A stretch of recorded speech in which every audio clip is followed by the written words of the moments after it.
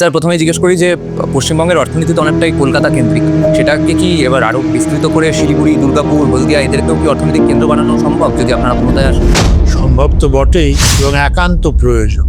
ইতিহাস যদি দেখো, কলকাতা কেন্দ্র করেই ওই ইংরেজরা এসেছিল এখানে, জব চায়নাক এসে পৌঁছলেন, তারপরে এখানেই গড়ে উঠলো ব্যবসা বাণিজ্যের কেন্দ্র।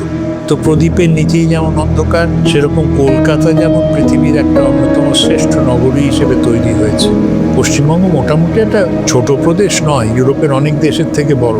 স্যার গুজরাটে যে শিল্পায়নের জন্য ল্যান্ড পুলিং মডেল প্রয়োগ করা হয়েছে, সেটা কি পশ্চিমবঙ্গে করা সম্ভব? তবে জমি অধিগ্রহণ করতেই হবে, না করে উপায় নেই। জাপান, দক্ষিণ কোরিয়া থেকে ইনভেস্টমেন্ট এনে এখানে কি শিপ বিল্ডিং এবং মেরিন ইঞ্জিনিয়ারিং এর একটা কেন্দ্র, পুরো হাব করা সম্ভব পশ্চিমবঙ্গকে?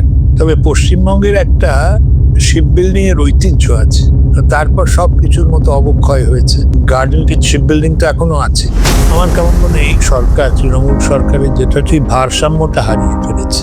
স্যার পশ্চিমবঙ্গের দেনা তো প্রচুর, রাজনৈতিক কারণেই হোক বা ব্যক্তিগত বিশ্বাসের জন্যই হোক, আপনারা তো দান খয়রাতিও বন্ধ করবেন না নিশ্চয়ই। তো তাহলে ডেট কমবে কিভাবে আর আপনারা ট্যাক্স বেস বাড়াবেন কিভাবে?